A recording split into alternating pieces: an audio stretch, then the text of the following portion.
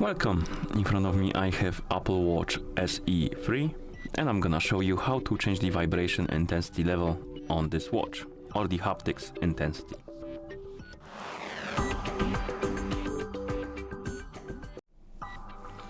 First we need to open the menu. To do it, press the crown button.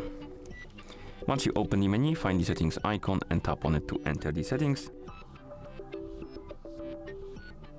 In settings, scroll down and look for the option called Sounds and Haptics. And once you find it, tap on it. Here scroll down and find the haptics. And once you find it, tap on it. And we have three states: off, default and prominent. Off basically disables the vibration in general.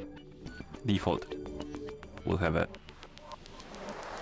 low vibration, and prominent will be a lot stronger than the default. You can even see, come on, watch move a bit on the desk when I select it.